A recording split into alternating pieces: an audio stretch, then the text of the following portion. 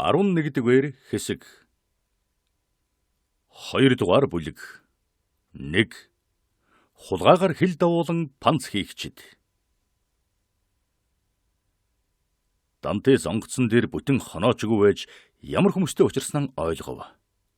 Залуу Амелийн эрхэмсэг эзэн Ширэтлэн Фариагийн дэргэд суралцаагүй боловч газрын дунд тэнгис гэж нэрлэгддэг өргөн удам нуурын эргээр ярилцдаг хэлээр арабаас нь хуулаад Провансал хүртэл ярьж чаддаг хүн байв. Энэ нь түүнийг хэлмэрч хэмээх үгэн дуртай даруй биш зантай хүмүүсээс зайлуулж, дайралтсан онгоцууд ба эрг хаваар явдаг жижиг онгоцууд эцсүүлд нь нэр усчгүй, их хоромчгүй, ямар нэгэн тодорхой мэрэгжилгүй, тэнгисийн буудлуудаар өргөл сэлгүүцсэн бурхан л илгээсэн байх гэхээс өөр энгийнүүдээр хараад учир нь олдохгүй хөрөнгөөр амьдрах хүмүүстэй ч харилцахад хялбар болгож өгнө. Дантес хоройтой бараад зөөж худалдаа хийгчдтэй дайралчихжээ гэдгийг сонсогч авгаа тааварлаж байгаа бизээ. Эзэн Дантесийг өөртөө авахтаа нэлээд боломжуулсан зүйн хэрэг. Тэрээр эргийн гайлын газарт зэгсэн танил болсон болохоор гайлынхан ба энэ хүн бие биеийн хуурам мэхлэх гэж чадхал залимхэн гаргадаг байв. Дантесийг өөрийн нууцыг мэдэх гэж явуулсан гайлын хүн гэж эхлээд бодож байжээ. Дантес салхины өдөөс игцэн явж шалгалтыг амжилттай давхад бүр тайвширсан байна. Дараа нь ив цайзын ханан дээр утаа манарч холын их бун дуу сонсдоход ван шиг орох гарахт нь их буугаар буудаж ясалдаг тэдгэр хүмүүсийн нэгийг олж авсан биш байгаа даа гэж бодсон байна. Энэ бол түүний зочин гайлын төлөөлөгч байснаас хамаагүй дээр байв. Гэхдээ энэ хоёр дахь сэжиг нь Дантесийн тайван байдлыг хараад нэгдүгээр шиг нь амархан арилж өггүй болов. Эдмон өөрийнхөө эзний хэн болохыг мэдсэн давуу талтай байхад эзэн шин далайчнаа жохом хэн болохыг мэдсэнгүй. Түүнийг хөгшин далайчин түүний нөхөд хичнээн ч асууж шалгаалсан Дантес юу ч хэлсэнгүй. Марсель шиг нь сайн мэддэг Неапол, Мальт хоёрын тухай тодорхой ярьж өгөөд дөрвчийн ярьсан түүхэн нэгд нэгэнгүй хэлж өгөв. Ийм янзтайгаар Генуэгийн хүн бүх залмихэн хэргэлсэн боловч Эдмоны өмнө хол явахгүйгэн харуулв. Дантес бол номхон дөлгөн, далайчны туршлагатай, хамгийн гол нь өөрийгөө илчилчихгүйгээр чадвартай хүн байлаа. Түүний хамт Генуэ хүн маань магадгүй ухаантай хүний ёсоор мэдэх гэсэн юм мэдчихэд аль ашигтай үнэмших юм үнэмшээд л явж байдаг хүн байлаа. Ливорнод хүрэлцэн ирэхэд хэрэг явдал ийм байв. Эдмон энд шин шалгалтанд орох ёстой боллоо. 14 жил шоронд суусныхаа дараа өөрийгөө таних эсхийг шалгах хэрэгтэй байв. Тэр залуудан ямар хүн байсныгаа нэлээд тодорхой санаж байлаа. Одоо тэр өөрийгөө насгүйцсэн хонь ямар болсон байхыг харна. Тэр нөхрийнхөө өмнө тангаргийнхаа хугацааг дуусгав. Дантес Ливорнод 20 шахам удаа ирж байсан учраас Сан Фернандо годомжинд нэгэн үсчин байдгийг мэдэх ажээ. Тэгээд үсээн засуулж сахлаа хусуулахаар түүн рүү явлаа. Уран зураач Тицианы зурсан зурагтай адил өтгөн хар хууц сахалтай урд хар үстэй хүнийг үсчин гайхан харав. Тэр үед урд үс сахал хэргэлдэггүй байв. Байглаас заягдсан ийм сайхан гоёлтой хүн үүнийг ахуулах гэж байгаад үсчин гайхлаа. Гэвч Ливроны үсчин үг дуугүй ажилдаан оров. Ажил дуусаж сахлан голитл хусуулж үсээн ердийн хэмжээнд нь хүртэл тайруулсны дараа Эдмон толгойж нүрийн харлаа. Бидний дээр хэлснээр тэр одоо 33 настай бөгөөд 14 жил шоронд хоригдсон түүний нүр царайг ихэд өөрчилжээ. Дантес ив цайзад орохдоо дуураг хөгжилтэй царайтай аз химрэн сэргсэн хүү байсан бөгөөд амьдралын анхны алхам нь амархан бүтэж өнгөрсөн үеийнхээсээ үлдээж хийсэн ганцхан дүгнэлт болох ирээдүйдэн итгэсэн хүн байв. Одоо үүнээс нь уул мөрч үлдсэнгүй. Нүүрнийх нь хэв уртсаж инээмсэглэж байгаа ам нь бат шийдэмгий байдлыг илэрхийлнэ. Хөмсг нь нугарч духан дээгүр нь шулуухан үрчлээ сууж нүдэнд нь гүн уйтхар нуугдан үе үе үзэн ядах галаар гялалцсан. Өдрийн гэрэл нарны илч үзээгүй удсан царайн умар зүгийн хар үсээр имжэрлэгдсэн язгууртан хүмүүстэл байдаг тийм цайвгар туяатай зөөлөн цагаан өнгөтэй болжээ. Бас түүн дээр нь сурсан эрдмэн түүнд ухаан ба итгэмтгий байдлыг шингээсэн байв. Тэр төрөлхийн өндөр нуруутай боловч байнга чадал сууж байгаагийн тэмдэг болсон нэлээд махлаг болжээ. Уян төрөн биеийн чирэг булчирхаг болж хувирсан байна. Гуйж цөхөрсөн, зүхэж зансан дуун үгүй болж заримдаа ер бишийн зөөлөн, заримдаа огцом ширүүн, баг зэрэг сөнгө маягтай дуурах болжээ. Түүнээс гадна бүдэг буюу заримдаа бүр харанхуй дотор сууж байсан болохоор нүд нь эрвэс, цөөвөр чоны нүд шиг шүнж ямар нэг юмыг ялгаж чадах болсон байв. Эдмон өөрийгөө хараад инээмсэглэв. Хэрвээ энэ ертөнцийн түнд сайн нөхөр гэж үлдсэн бол түүнийг танихааргүй болсон байв. Тэр өөрийгөө ч таньсангүй. Залуу Амелийн эзэн Эдмон шиг ийм дулаачинг өөртөө үлдээхийг үлэмж хүссэн учраас түүнд дараагийн олох орлогоос баг зэрэг мөнгө хувь болгож өгнө гэхэд нь Эдмон зөвшөөрлөө. Өөрийн хамгийн түрүүнд өөрчилж өгсөн үсчнээс гараад Дантес юуны өмнө дэлгүүрт очиж далаачны бүрэн хувцас худалдаж авлаа. Энэ бол цагаан өмнөд судалтай цамц усан цэргийн малгаанаас бүрэлдсэн жирийн нэгэн хувцас юм. Эдмон хувцсан өмсөд Жакопогийн зээлдүүлж өгсөн цам зөмдөг буцааж өгөөд залуу Амелийн ахмад дээр очин түүнд өөрийнхөө түүхийг давтан ярих болов. Энэ гоёмсог хувцалсан сайхан залууг нүцгэн шалдан үхэж байхад нь онгоцон дээрээ гаргаж авсан өнөөх өтгөн үс сахалтай тэнгисийн усанд нэвтэн орсон хүн мөн гэж таньсангүй. Дантесийн сайхан төрх байдлыг хараад эзэн түүнд өөрийнхөө албанд орохгүй юу гэж дахин гуйлаа. Өөр бодлого зоригтой байсан Дантес зөвхөн 3 сар хөслөгдөхөөр зөвшөөрлөө. Залуу Амелийн баг нь ажилсан хүмүүсээс бүрэлдэх бөгөөд тэднийг цаг алдах дургүй ахмад захирч байлаа. 1-7 хоног өнгөрөөгүй байтал онгоцны уужим хөндөй, өнгөнгийн нэмгэн зөөлн нэхмэл, зөөхөд хоройтой цаасан нэхмэл, англи дахь татвар ногдуулах газараас тамгалахыг мартсан тамхиар дүүрсэн байлаа. Энэ бүгдийг Ливорноос очиж Корскийн ирэг дээр буулгах ёстой бөгөөд тэндээс энэ бараг хинэгэн хүмүүс Францад аваач хажээ. Ингээд онгоц аян замдан гарлаа. Эдмон шоронд байхдаа олон удаа зөөдөлж байсан өөрийн багын өлгий болсон тунгалаг хөх тэнгисийг дахин зүсэж явна. Тэр Горгоны баруун гар талдаан, Пианозыг зүүн гар талдаан үлдээж, Паул ба Наполеоны эх оронг чиглэн явав. Маргааш өглөө ахмад зансын ёсоор онгоцон дээр гарч ирээд хөлгийн хажууг түшин мандаж угаа нарны элчин дулайсан боржин чулуун шов хаднуудыг хачин царайгаар ширтэн зогсоо Дантесийг харав. Энэ бол Монте Кристо арал байлаа. Залуу Амели түүнийг баруун талдаан 3-4 бэр хэртэй газар орхиод Корскийг чиглэн цааш явав. Дантес өөрт нь амин чухал энэ арлын хажуугаар гарахтаа усан дүсрээд л орчихвол чулуутсан хатуу газар дээр хагас цагийн дараа л гарчихна гэж бодож байлаа. Гэхдээ тэр Эрдэнэсийн санг ухах багажчгүй, түүнийг хамгаалах зэвсэгчгүй байж юу хийж чадах вүлээ дээ. Далаачид ч юу гэх вүлээ? Ахмад ч юу гэх юм бэлээ? Ийм болохоор хүлээхээс өөр арга алга. Аз болоход Дантес хүлээж чаддаг байлаа. Эрхчлөөтэй болгосон гэж 14 жил хүлээсэн юм. Одоо эрхчлөөтэй болсон хойно энэ баялагийг хагасчил байтугай бүтэн жилч хүлээх хялбархан байлаа. Баялаг байхгүй ч гэлээ эрхчлөөг түнд найр тавьсан бол зөвшөөрөхгүй байсан гэж үү? Энэ баялаг гэдэг маань биелшгүй хоосон бодол юм биш байгаа. Хөөхөж Шрэтлэн Фарягийн гажигтай толгойд төрсөн энэ баялаг түүнтэйгээ хамт алга болчихсон биш үсттэй. Их хам Спатагийн загтал гайхмаар яг таг юм шиг байсан. Тэгээд Дантес эхнээс нь аваад адагт нь хүртэл цээжилсэн загтлыг аман дотор нь давтан байв. Үдэш боллоо. Арал аажмаар харанхуй бүрэнхий замхран алга болохыг харж байв. Удалгүй арал хүн бүхэнд харагдхан боллоо. Гэвч харанхуй дассан Эдмонд харагдсаар л байсан бололтой бусдаас сүйд болтол онгоцон дээр байлаа. Тэд өглөө болоход Алерийг харав. Бүхэл өдөржингөө салхины эсрэг явж үдшин эрэг дээр гэрэл үзэв. Энэ гэрлүүдийн байрлсан байдлыг харвал бараагаан буулгаж болно гэсэн дохио байсан бололтой. Тэд далбаа босгохын оронд дохионы гал асааж эрэгт буун сум тусахаар ойртож ирэв.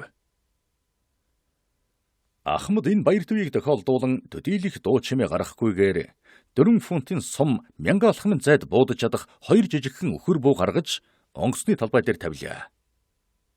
Гэвч энэ удаад ийм болгоомжил нь илүү ажил болж юм бүхэн нам хүм тайван өнгөрөв. Дөрвөн зав залуу Амедийн өөд чимээ аниргүй хурч ирж Амели өөрөө тэдэнд хүндэтгэл үзүүлэн нэг завын өөдөөс нь тавилаа. Энэ 5 зав үлэмж шалмаг ажиллаж өглөөний 2 цаг болоход залуу Амелийн ачааг хуурай газар өөд зөөж дуусгалаа. Залуу Амелийн Ахмад ёс журам дэх дуртай хүн байсан учраас олсон олзон тэр шөнөдөө хөлгөөхөндөн хуваан өгч далайчин бүр Тосканы 100 ливр, өөрөөр хэлбэл 80 орчим франц авцгаав. Гэвч аялал үүгээр зогссонгүй. Сардиныг чиглэн явлаа. Ачаагүй улсын онгоцондоо дахин ачаа ачих хэрэгтэй байлаа. 2 дугаар аялал нь мөн л 1 дугаар аялал шиг амжилттай төгслөө. Залуу Амели азтай л яваа бололтой. Шинэ ачаа нь Луксын гүнлэгт очих ёстой байлаа. Энэ ачаа нь бараг бүгдээрийн Гаваны янжуур улаан цагаан дарс байв. Гэтэл залуу Амелийн Ахмадын байнгын дайсан гайлийнхантай нэгэн бодлонтой явдал тохиолдов. Нэг цагта алагдаж 2 далайчин шархатлаа. Энэ 2 далайчны нэг нь Дантес бөгөөд сум түүний зүүн мөрөөр ястаа арилгүй нэвт зохин гарчээ. Дантест энэ тулдаан аятайхан санагдаж шархтсандан бараг баярлав. Энэ хүнд хичээл нь түүнийг аюултай хэрхэн учирч хэрхэн давж туулахыг үзүүлв. Тэр аюултай инээмсэглэн нүүр тулгарч шархтсан хойнон грекийн гүн ухаантан шиг өвднө гэдэг бол хортмоо хэрэг биш гэж хэлж байлаа. Тэхийн хамт Дантес өгтлээ шархтсан цагтаа харжээ. Тэр үүнээс болоодж тэрв эсвэл тулдааны үед улангаснаас ч тэр юм уу эсвэл ухаан баларцсан данч юм уу? Юу боловч энэ явдал түүнийг сандрахсангүй. Дантес явах гэсэн замдаа нэгэнд орж тавьсан зориг өөдөн шууд явжээ. Зүрх нь хад чулуу шиг хатуу болсон байв. Дантесийг үхэтхийн унахыг Жакопо хараад түүн рүү гүйн очиж өндийлгөөд дараа нь халамжтайгаар асран совилж байлаа. Тэгэхээр хэрвээ өхвөл орлогоос нь өчүүхэн хувь авахаас өөр юу ч үгүй нөхрийгөө энэ далайчин өгчглээ гэж бодоод тэгж их харамсан гомдож байгааг харахад энэ орчлон доктор Панглусын бодож байсанчлан тийм сайн сайхан биш боловч Дантес санагдсан шиг тэн муу хор шүглсэн биш байжээ. Аз болоход Эдмон бидний дээр хэлсэнчлэн зөвхөн шархтсан байлаа. Сардин арлын авгаачвал зөвхөн өөрсдөө л мэддэг өдөр цагт төвж аваад хоройтой юм зөн худалдагчдад худалдаг эмийн өвсний хүчээр шарах нь амархан анив. Тэгэхэд Дантес Жакопог шалган туршихаар шийдвэрлэлээ. Эдмон түүний хичээнгүйлэн тусалсны хариуд орлогоос авдаг хувийг түүнд өгье гэхэд нь Жакопо элд доргүйцэн татгалзав. Жакопо Эдмоныг ангахраад хүндэтгэн үнэн шударгаар хандсанд нь Эдмоныг бас Жакопод зарим талаар ойртууллаа. Гэвч Жакопод үүнээс илүү юм хэрэггүй байжээ. Эдмон өөрийн давуу талыг юугаарч гаргахгүй хичээх боловч түүнийг одоогийн байгаагаас нь илүү өндөр хувь заяатай хүн гэж Жакопо зөнгөөрөө мэдэрч байлаа. Эдмон түүнийг тоож үздэг явдалд сайн санаатгүй сэтгэл хангалуун байдаг ажээ. Амели дарвал үлээх аясын салхины ачаар удаан цагаар хөхтөнгөс дээгүүр тайван хөвж жолоо баригч хүнээс өөр хэнч юу ч хийх шаардлагагүй болсон үед Эдмон тэнгисийн зургийг гартаан барьж хөөрхөн ширээт лам өөрийн багш болж байсан шиг Жакопогийн багш болж байлаа. Эдмон эргийн байдлыг түүнд харуулан луужингийн зүүнний учрыг тайлбарлаж бурхан номын өнгөн дээгүүр нь очир алмасын үсгээр бичдэг бидний толгой дээр нээлттэй байдаг тэнгэр хэмээх агуу том номыг хэрхэн унших аргыг зааж өгчээ. Ядарсан муу далайчинд энэ бүхнийг зааж өгөх хэрэг байна уу та? Гэж Жакопог асуухад Эдмон яаж мэдэх вдэ?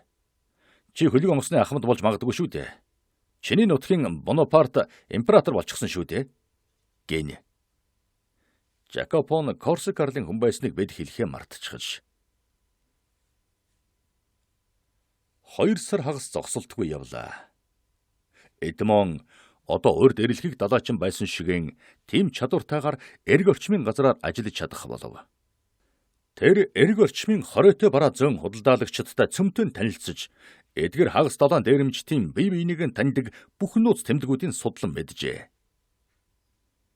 Эдмон Монте Кристо арлын дэрэгдүр 20 удаа өнгөрөн гарсан боловч түүн дээр нэг ч удаа гарч үтсэнгүй. Тийм учраас тэр дараах зүйлийг хийхээр шийдлээ. Залуу Амели дээр ажиллах хугацаагаа дуусмагц жижиг зав хөлсөлж аваад ямар нэг шалтгаан олж Монте Кристо арал руу явна. Дантес аялын хугацаанд 100-аад пиастр цуглуулж амжсан байжээ. Тэгээд тэр тэнд чөлөөтэй хааж эхлэх болно. Үнэндээ тэнд чөлөөтэй биш, түүнийг хүргэж өгсөн хүмүүс хойноос нь мөрдөн харах нь лавтай. Гэвч заримдаа азаа үзэх явдал амьдралд хэрэгтэй байдаг шүү дээ.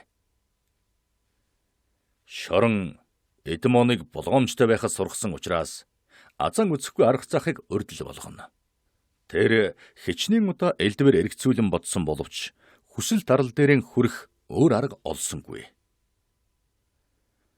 Дантест ихээхэн итгэж өөрийнхөө албанд авч хоцрохыг маш их хүсдэг ахмад нэгэн орой түүнийг сугадан Левронның хоройтой бараа зөн худалдаалагчдын урдаан барьдаг охин манлайнууд нь цуглардаг Виадел ойлодох архины гуанзан дагуулж аваачихад бас л эргэлцсэн хэвээр юм байжээ.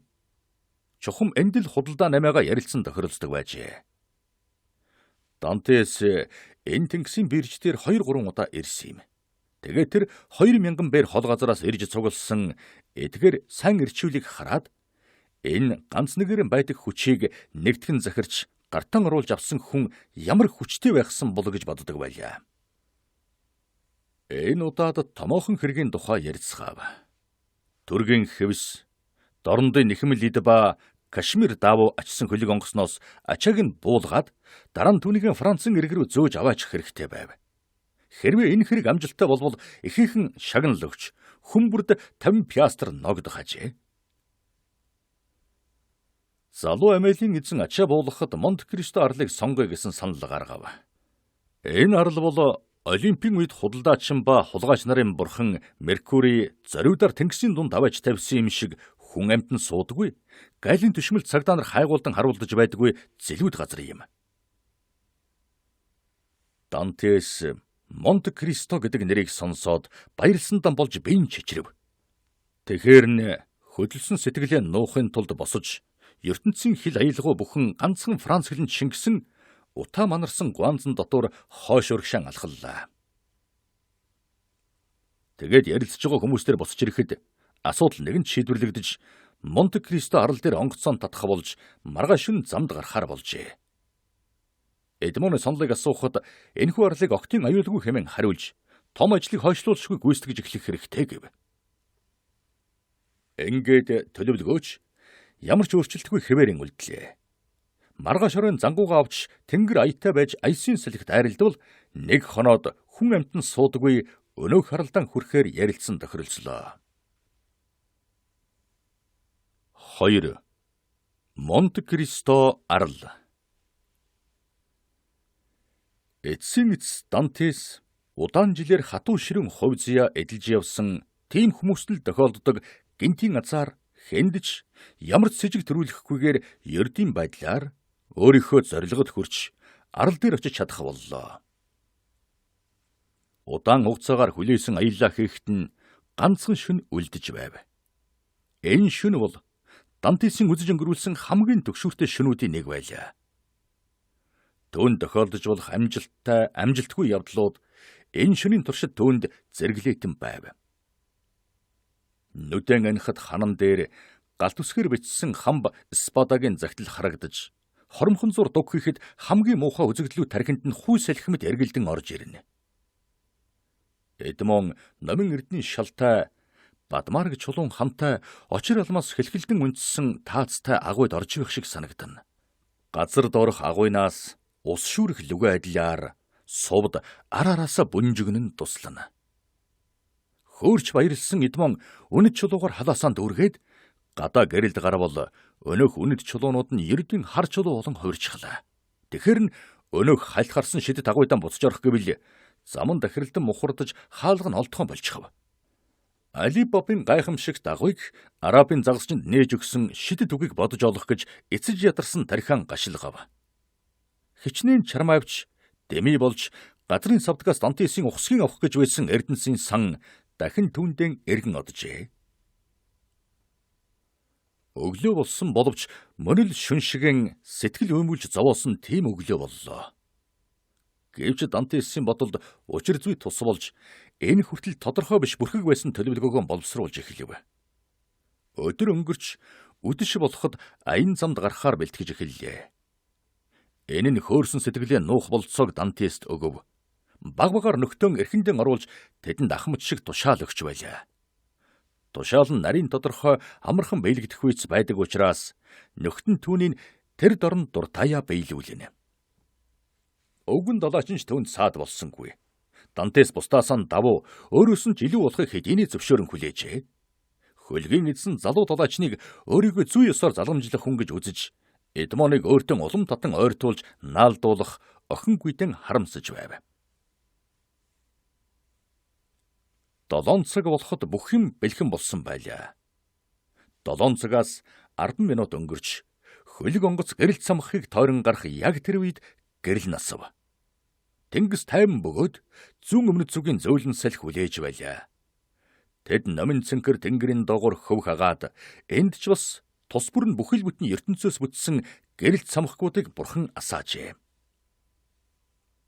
Дантес эднийг цөмийн явж унд би жолоогон барьж хоцорё гэж хэлв. Мальт залууг ингэж хэлмэгц бүгд үгэнд нь орж санаа зовох юмгүй унтахаар явлаа. Ийм явдал олонтоо тохиолддог байжээ. Дантес орой ганцаараа сууж байсан шоронгоос гинт нарт ертөнцөд гарч ирсэн болохоор үе ганцаараа байх юмсан гэж тэсэлгүй их хүснэ. Шөнийн гүн харанх үед элчилгүй тэнгисийн дунд эцтөгсгөлгүй нам гүмд бүхнийг захиран баригчийн миллиметр хурдлан яваа хөлөг онгоц дээр ганцаараа үлдэж хоцорхоос илүү тийм аятай сайхан байх юм гэж хаана байх вүлээ. Тэр шөнийн ганцаардмал байдал нь Дантесийн бодол санаагаар дүүрч харанхуй шин түүний хүслээр гээгүүлэгдэж нам гүм чимээ энергүй байдал нь гордлогоор сэргэнэ. Ахмадыг сэрхэд Амели бүх талбайгаа дэлгэж явж байлаа. Салхин дэрвэн хийсэхгүй нэг ч чирхэг зотон давуу байсангүй. Хөлөг онгоц цагт 2 бэр хагас хурдлан явна. Монте Кристо арал тэнгэрийн хаяанд харагдав. Эдмон байран ахмадтан өгөөд унтахаар явлаа. Гэвч хэдийгээр нойргүй хонсон боловч цурам хийж чадсангүй. 2 цагийн дараа дахин тавцан дээр гарч ирлээ. Амели Элба арлыг ороож Мараченыг чиглэн хавтгай ногоон пиано зарлын ойролцоо явна. Монте Кристо арлын орой номин тэнгэрт гялалдсан харагдана. Дантес пиано зарлыг баруун гар талдан орхихын тулд жолоогоо баруун тийш нь зал гэж жолоо баригчид тушаалаа. Энэ замыг 2-3 зангилаагаар богиносхоно гэж боджээ. Оройн 5 цаг болоход бүх арал алган дээр байгаа юм шиг тодхон харагдах болов. Шингэж байгаа нарны гэрэл нэвтэг хийгүүлсэн үдшийн тунгалаг агаарт арлын юм бүгд тодорхой харагдана. Дантес шингэх нарны гэрэлд хурцулаанаас хар хөх хүртэл янз янзын өнгөөр солонгорсон хадад нүсэр арлыг нүд бэлчин ширтэнэ. Үе үед цус хөрч духан улааж нүдэнд нь үүл бүрхэг шиг болно. Хамаг хөрөнгөө мөрийтэй хөзөрт алдчихсан хүн ч гэсэн биеийн барьж чадхааргүй найдаж гордон байгаа Дантес шиг сэтгэл нь догдлохгүй байсан бизээ. Харанхуй болж ирэв.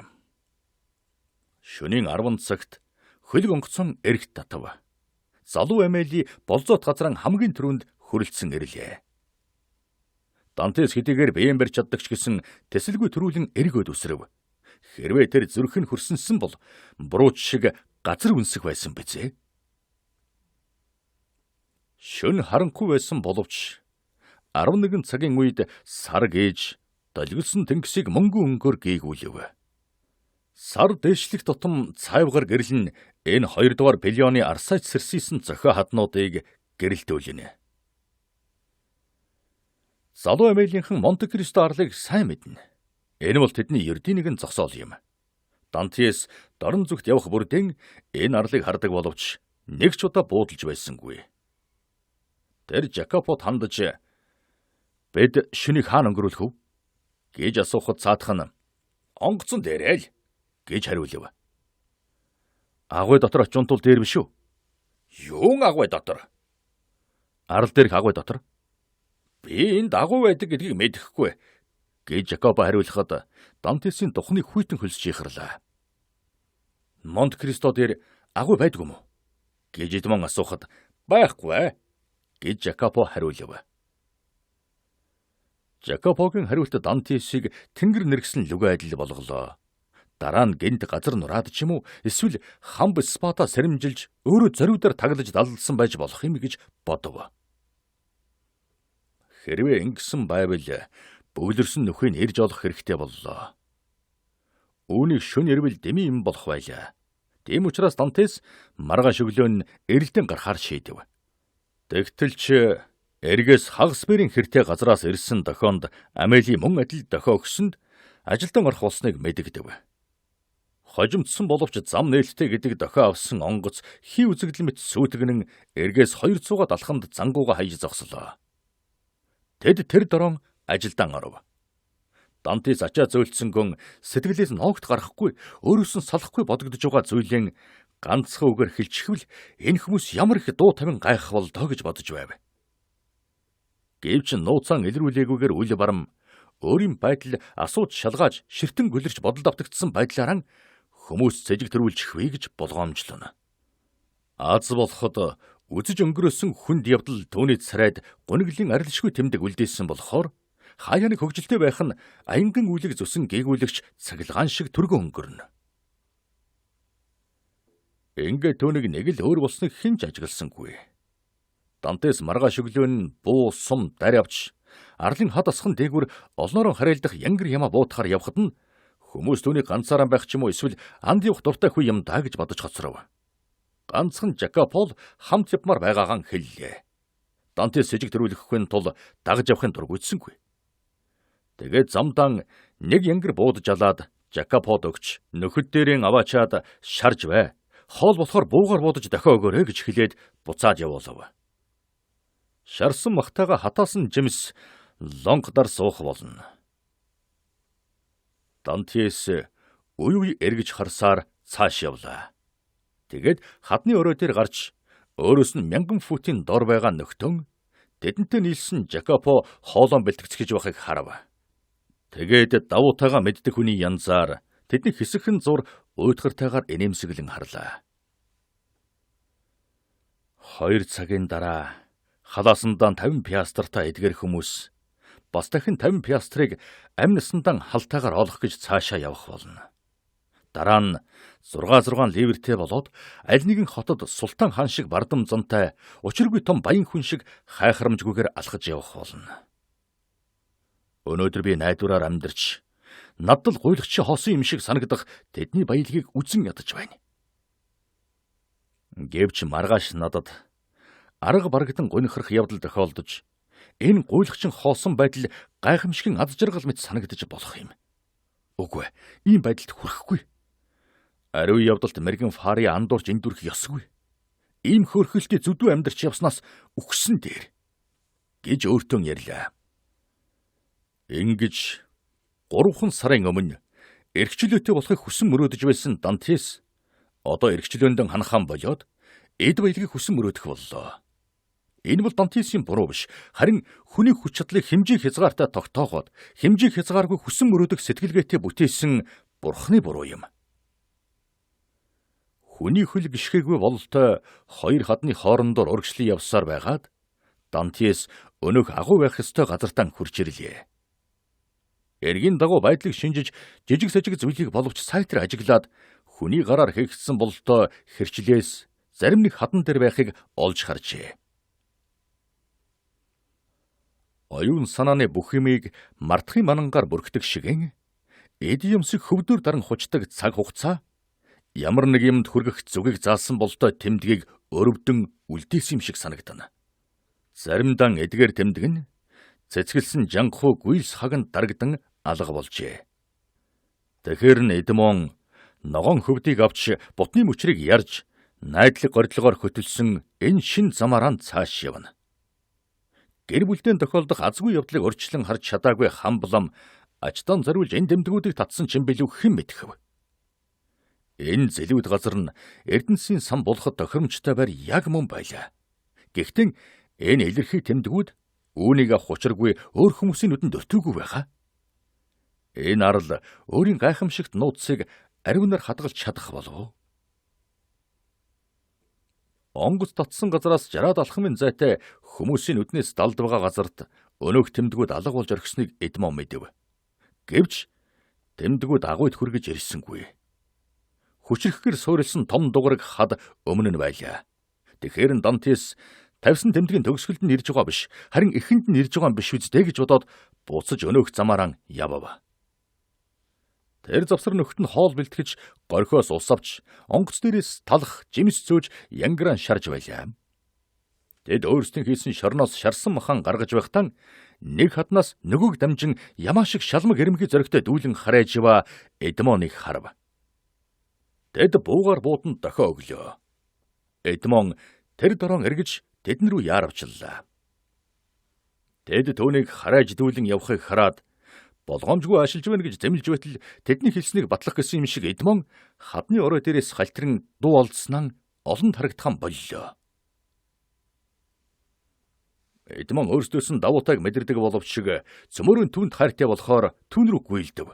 Гэхдээ Жакопо хамгийн түрүүнд хүрлээ. Эдмон цуснаж болчихсон ухаангүй хэвдэж байв. Бодвол 12-15 фунтын өндөрөөс унсан болтой. Аманд нь хэдэн тусал Ромаар их тусааж өглөө. Энэм урд нэгэн удаа тус өргсөн шигэн энэ удаач мөн сайн нөлөө үзүүлв. Эдмон нүдэн харж, өвдгөр нь хатхуулж, толгойн дүүрж, бүслэгээр тэсвэрлэхийн аргагүй өвдөж байна гэж гомдлов. Түүнийг эргүүд аваачхаар болж, Жакопо өдөрдөн босох гэтэл дуу тавин орилж, хөдлөгөхөөр тэсхийн аргагүй өвдөж байна гэж хэлв. Дантес янгри мах эдгтэй мантай байгаа нь мэдээж байлаа. Харин өөр шиг мацаг барих шалтгаангүй хүмүүсийг хоол руу босч очихыг шаардав. Эдмоны хэлж байгаагаар өөрт нь амархал хэрэгтэй бөгөөд тэднийг буцаад ирэхэд би энэ сайн болчихсон байх үстэй гэж итгүүлв. Далайчид ч удаан гуйлгаад байсангүй. Тэд өлссөн бөгөөд шарсан махны үнэр хангалж байлаа. Ер нь тэнгисийн чонууд өөр хоорондоо ёсорхож нэрлэхэд байдгүй улс. Тэд нэг цагийн дараа буцаж ирэв.